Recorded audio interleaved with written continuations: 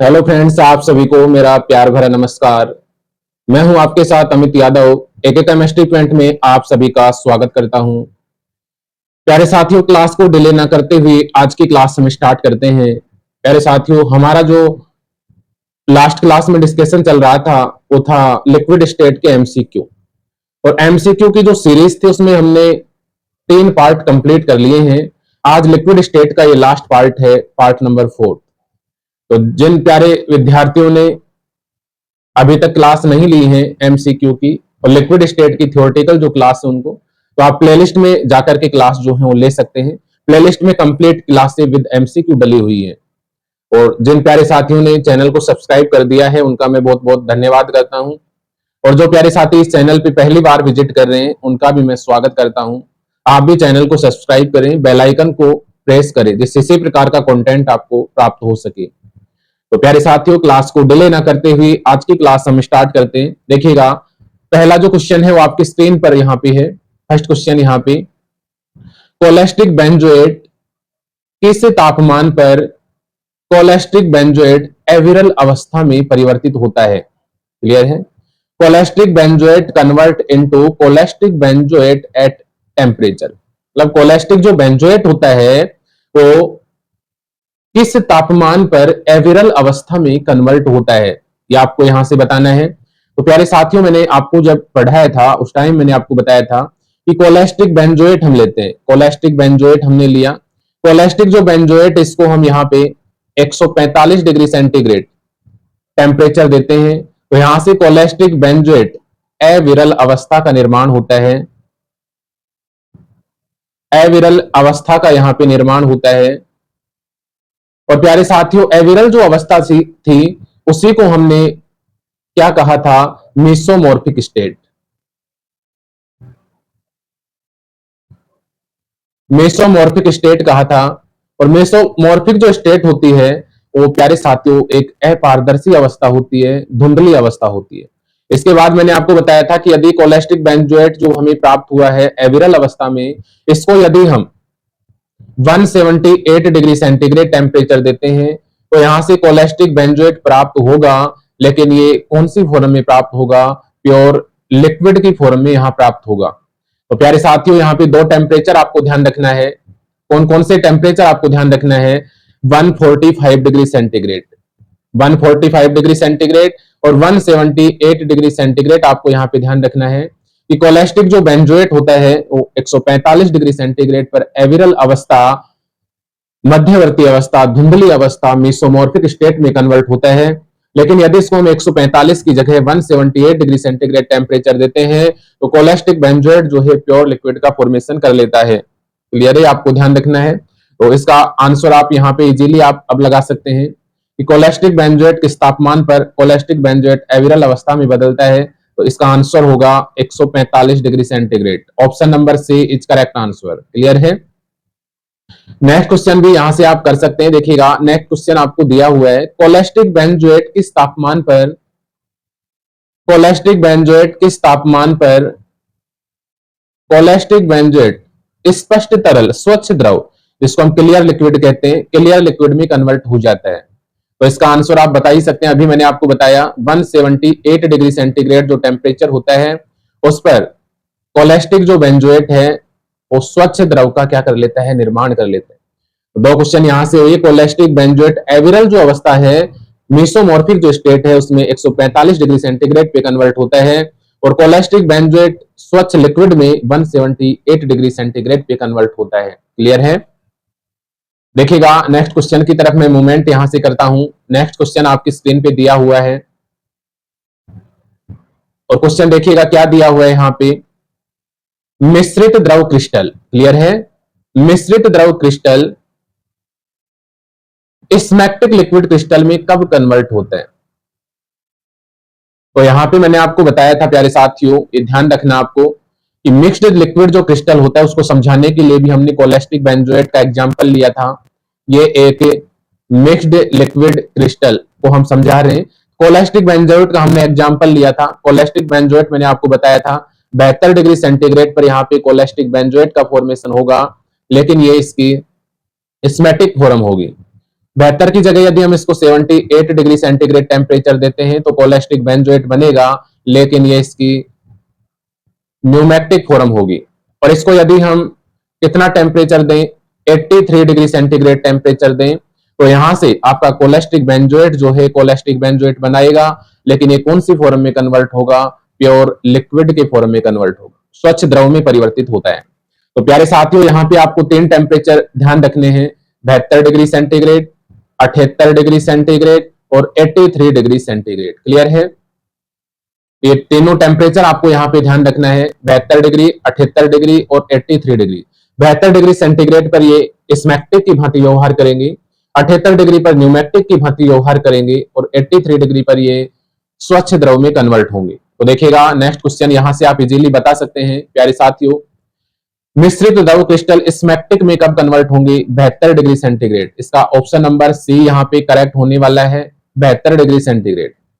Next question यहाँ पे दिया हुआ है प्यारे साथियों कि मिश्रित द्रव क्रिस्टल न्यूमैक्टिक में कब कन्वर्ट होते हैं। क्लियर है? मिश्रित जो द्रव क्रिस्टल हैं ये न्यूमैक्टिक लिक्विड क्रिस्टल में कब कन्वर्ट होते हैं। अभी आपको बताया है मैंने कि न्यूमैक्टिक जो है उसमें कब कन्वर्ट होते हैं। तो न्यूमैक्टिक में ये यहाँ पे 78 डिग्री सेंटीग्रेड पर ये कन्वर्ट यहाँ पे होते हैं। ऑप्शन नंबर ए जो है इसका करेक्ट आंसर होगा प्यारे साथियों। क्लियर है यहां तक? नेक्स्ट क्वेश्चन की तरफ मैं मूवमेंट यहां से करता हूं, आपकी स्क्रीन पे है 51।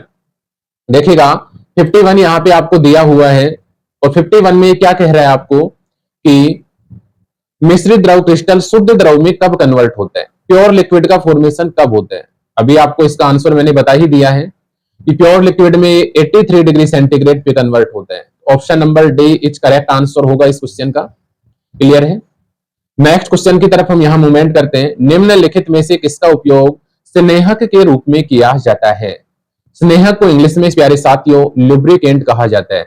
स्नेहक को इंग्लिश में क्या कहा जाता है? लुब्रिकेंट। तो किसका उपयोग जो है उस स्नेहक के रूप में किया जाता है प्यारे साथियों। मैंने जब इसको पढ़ाया था उस दौरान आपको बताया था कि स्मैक्टिक लिक्विड जो क्रिस्टल हैं इनका जो उपयोग है उस स्नेहक के रूप में किया जाता है। क्यों? क्योंकि स्मैक्टिक जो लिक्विड क्रिस्टल होते हैं उनकी प्यारे साथियों कैसी संरचना पाई जाती है? परतीय संरचना पाई जाती है। और परतीय संरचना पाई जाने के कारण इनमें जो परतें होती हैं प्यारे साथियों वे आपस में एक दूसरे पर फ्लो कर सकती हैं। परतें आपस में एक दूसरे पर फिसल सकती हैं। इसका मतलब इसमें कौन सा गुण हुआ प्यारे साथियों? स्नेहक की जो प्रवृत्ति हुई वो होती है। क्लियर है? तो यहां से स्मैक्टिक लिक्विड क्रिस्टल का डायग्राम है और स्मैक्टिक जो लिक्विड क्रिस्टल होते हैं इसमें जो अणु होते हैं उनके बीच की जो दूरी होती है वो समान होती है। आपस में प्यारे साथियों ये पैरेलल क्रम में व्यवस्थित होते हैं, समानांतर क्रम में व्यवस्थित होते हैं और समानांतर क्रम में व्यवस्थित होने के कारण ये लेयर फॉर्मेशन करते हैं और लेयर जो है इनका फ्लो आपस में हो सकता है। इसीलिए इनका जो उपयोग है वो किस रूप में किया जाता है? स्नेहक के रूप में। यह है आपका स्मैक्टिक लिक्विड क्रिस्टल। तो प्यारे साथियों इसका आंसर होगा स्मैक्टिक लिक्विड क्रिस्टल। स्मैक्टिक लिक्विड जो क्रिस्टल है इनका यूज हम स्नेहक के रूप में करते हैं। क्लियर है? नेक्स्ट क्वेश्चन की तरफ मैं मूवमेंट यहां से करता हूं। नेक्स्ट क्वेश्चन आपकी स्क्रीन पे यहां पे दिया हुआ है। देखिएगा क्वेश्चन यहां पे दिया हुआ है कि विषम दैशिकता के गुण निम्नलिखित में से किसमें पाई जाते हैं। विषम दैशिकता को इंग्लिश में हम एनआइसोट्रोपी कहते हैं। क्लियर है? तो एनआइसोट्रोपी जो है उसके नेचर किसमें पाई जाते हैं? तो आप सभी को पता है प्यारे साथियों न्यूमैक्टिक लिक्विड जो क्रिस्टल होता है उसमें विषम दैशिकता के गुण पाए जाते हैं। क्लियर है? न्यूमैक्टिक लिक्विड जो क्रिस्टल होता है उसमें विषम दैशिकता के गुण पाए जाते हैं। क्लियर है? विषम दैशिकता के गुण पाए जाने के कारण इनका जो उपयोग है वो कैलकुलेटर, डिजिटल घड़ियां, पीएच मीटर आदि में किया जाता है। तो नेक्स्ट क्वेश्चन की तरफ मैं यहाँ पे मूवमेंट करता हूं। नेक्स्ट क्वेश्चन देखिए, इसका आंसर आप बता ही देंगे। कैलकुलेटर, डिजिटल घड़ी किसके उदाहरण है? अभी हमने बताया है कि कैलकुलेटर हुआ, डिजिटल घड़ी हुआ, ठीक है, वॉच हुआ, डिजिटल वॉच। इनमें कौन सी लिक्विड क्रिस्टल का हम यूज करते हैं प्यारे साथियों? इसका आंसर आप दे सकते हैं। तो न्यूमैक्टिक लिक्विड क्रिस्टल का यहाँ पे हम यूज करते हैं। इसका आंसर आप यहां से लगा सकते हैं कि देखिए न्यूमैक्टिक लिक्विड जो क्रिस्टल होते हैं इनकी प्रकृति प्यारे साथियों प्रबल विषम दैशिक होती है। प्रबल विषम दैशिक होने के कारण इनका जो यूज है वो कैलकुलेटर, डिजिटल घड़ियां, पीएच मीटर, डीजल और पेट्रोल भरने की जो अप्रेंटिस होते हैं उनमें किया जाता है। इसका आंसर प्यारे साथियों होने वाला है न्यूमैक्टिक लिक्विड क्रिस्टल। क्लियर है? नेक्स्ट क्वेश्चन की तरफ मैं यहां से मूवमेंट अब करता हूं, इसका स्क्रीनशॉट ले सकते हैं। नेक्स्ट क्वेश्चन आपकी स्क्रीन पर यहां पे है 55। क्वेश्चन यहां पे क्या कह रहा है, देखिएगा। क्वेश्चन यहां पे कह रहा है कि आपका द्रव क्रिस्टल का जो सबसे महत्वपूर्ण उपयोग होता है वो किसमें किया जाता है। क्लियर है? लिक्विड क्रिस्टल हम चैप्टर पढ़ रहे हैं, इसका जो मोस्ट इंपोर्टेंट यूज है लिक्विड क्रिस्टल का वो किसमें किया जाता है। आप बता सकते हैं इसका आंसर यहां से। Option number A 7 segment cell, B कॉन्ग्रुमेंट क्रिस्टल, सी थर्मोग्राफी और डी नन ऑफ दीज। तो द्रव क्रिस्टलों का जो सबसे महत्वपूर्ण उपयोग है प्यारे साथियों, थर्मोग्राफी में किया जाता है। अब थर्मोग्राफी टेक्निक होती क्या है, इसको मैंने डिटेल से करवा रखा है आपको। प्लेलिस्ट में आप जाएं और लिक्विड स्टेट के सभी जो टॉपिक्स हैं उनको मैंने प्लेलिस्ट में डाला हुआ है विद एमसीक्यू, तो वहां से आप इसको देख सकते हैं। इसका जो आंसर होगा वो होगा थर्मोग्राफी। नेक्स्ट क्वेश्चन की तरफ मैं यहां से मूवमेंट करता हूं। नेक्स्ट क्वेश्चन आपकी स्क्रीन पे दिया हुआ है और क्या दिया हुआ है प्यारे साथियों यहां से कि थर्मोग्राफी तकनीक में कौन से द्रव क्रिस्टल का उपयोग किया जाता है। थर्मोग्राफी जो टेक्निक होती है उसमें कौन से लिक्विड क्रिस्टल का यूज करते हैं। तो प्यारे साथियों, थर्मोग्राफी जो टेक्निक होती है उसमें हम कोलेस्टिक लिक्विड क्रिस्टल का उपयोग करते हैं। क्लियर है? तो थर्मोग्राफी जो टेक्निक है उसमें हम कोलेस्टिक द्रव क्रिस्टल का यूज करते हैं। कोलेस्टिक द्रव क्रिस्टल जो होता है प्यारे साथियों, उसकी आकृति यहाँ पे सर्पिल आकार होती है, इस प्रकार से इसकी आकृति पाई जाती है। और कोलेस्टिक जो लिक्विड क्रिस्टल होता है इसमें दोनों प्रॉपर्टी यहाँ पे पाई जाती है, स्मैक्टिक और न्यूमैक्टिक। स्मैक्टिक प्रॉपर्टी भी ये दर्शाता है और न्यूमैक्टिक प्रॉपर्टी भी यहाँ पे दर्शाता है। क्लियर है? तो इसमें दोनों प्रॉपर्टी यहाँ पे पाई जाएंगी। यहाँ पे ये डायग्राम स्मैक्टिक की भांति व्यवहार कर रहे हैं, ये आपका न्यूमैक्टिक की भांति व्यवहार कर रहे हैं। एक साथ ये स्मैक्टिक की भांति भी व्यवहार कर सकता है और न्यूमैक्टिक की भांति भी यहाँ पे ये व्यवहार कर सकता है। क्लियर है? इसमें दोनों प्रॉपर्टी यहाँ पे पाई जाती हैं, स्मैक्टिक की भी और न्यूमैक्टिक की भी।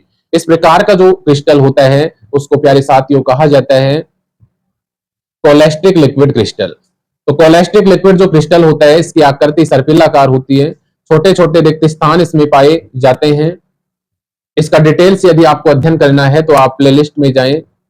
इस गैप को हम कहते हैं 1/2 पिच डिस्टेंस। क्लियर है? और ये डायग्राम जो है किसका डायग्राम है प्यारे साथियों,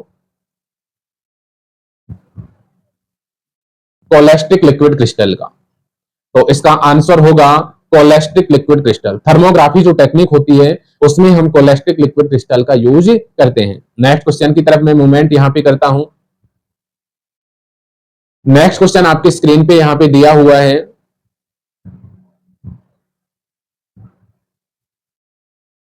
देखिएगा नेक्स्ट क्वेश्चन क्या कह रहा है, रसोली ट्यूमर आदि का पता लगाने के लिए जो आपकी टेक्निक है उस टेक्निक को हम क्या कहते हैं।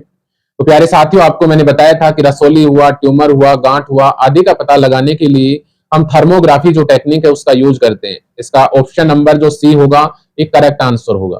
थर्मोग्राफी होती क्या है इसको आप प्लेलिस्ट में चेक करें। नेक्स्ट क्वेश्चन यहाँ पे दिया हुआ है, पीएच मीटर में किसका उपयोग किया जाता है। पीएच जो मीटर होता है उसमें किसका उपयोग किया जाता है प्यारे साथियों। तो ये भी आपको मैंने बता रखा है कि पीएच मीटर हुआ, डिजिटल घड़ियां हुई, पेट्रोल और डीजल भरने के अप्रेंटिस, ये उसमें हम 7 खंड सेल का उपयोग करते हैं। 7 सेगमेंट जो सेल होता है उसका यहाँ पे उपयोग किया जाता है। तो उसका करेक्ट आंसर जो होगा वो ऑप्शन नंबर ए यहाँ पे करेक्ट होगा। क्लियर है? अब 7 सेगमेंट सेल होता क्या है इसको आप डिटेल से पढ़ने के लिए प्लेलिस्ट को आप विजिट करें। नेक्स्ट क्वेश्चन यहाँ पे दिया हुआ है कि 7 खंड जो सेल होता है इसमें कौन कौन से नंबर्स का यहाँ पे हम यूज करते हैं। तो 7 सेगमेंट जो सेल होता है उसमें नंबर्स हम कौन कौन से यूज करते हैं। तो प्यारे साथियों, 7 सेगमेंट जो सेल होता है इसमें 0 से लेकर 9 तक के अंकों का उपयोग यहाँ पे किया जाता है। इसका ऑप्शन नंबर जो ए होगा वो करेक्ट आंसर होगा। 0 से 9 तक के अंक यहाँ पे हम यूज करते हैं।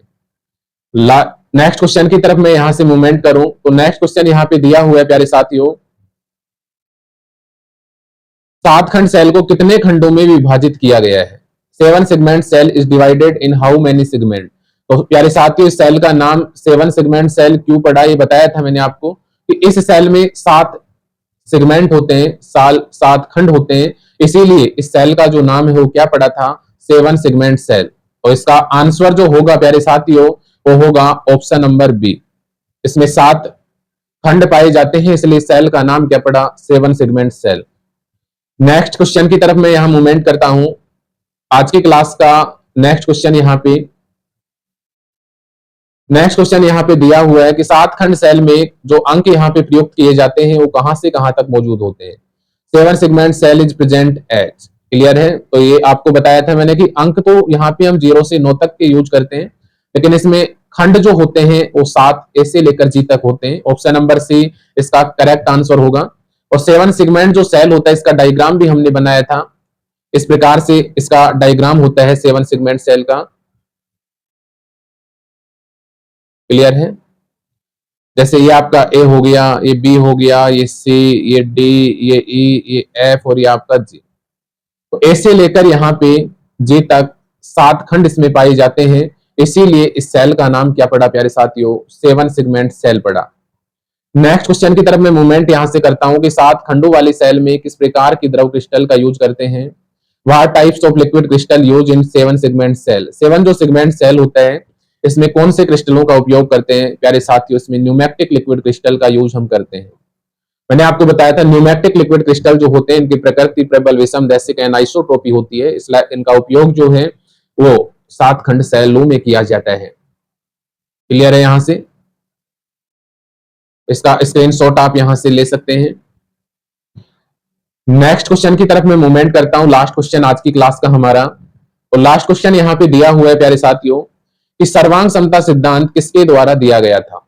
कॉन्ग्रुमेंट जो प्रिंसिपल था आपका वो किसके द्वारा यहां पे दिया गया था। इनका नाम क्या था प्यारे साथियों? बॉस नामक वैज्ञानिक था। इसका करेक्ट जो आंसर होगा प्यारे साथियों वो होगा आपका ऑप्शन नंबर सी।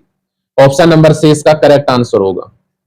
तो आज की क्लास में हमने प्यारे साथियों लिक्विड स्टेट के जो एमसीक्यू क्वेश्चंस थे उनको हमने कंप्लीट किया है। नेक्स्ट क्लास में हम न्यू चैप्टर यहाँ पे स्टार्ट करने वाले हैं। तो प्यारे साथियों आप सभी का बहुत बहुत धन्यवाद और आभार। जो प्यारे साथी चैनल पे पहली बार विजिट कर रहे हैं उनका मैं स्वागत करता हूं। आप भी चैनल को सब्सक्राइब करें, बेल आइकन को प्रेस करें, जिससे इसी प्रकार का कंटेंट आपको मिलता रहे। प्यारे साथियों वीडियो पे कमेंट आप अवश्य किया करें। मैं आशा करता हूं आप सभी बहुत अच्छे से होंगे, आप सभी का दिन अच्छा हो। इन्हीं कामनाओं के साथ आज के लिए मैं आपसे अलविदा लेता हूं। नेक्स्ट क्लास में हम लोग कंटेंट के साथ अवेलेबल होंगे। Have a nice day. Thank you all of you.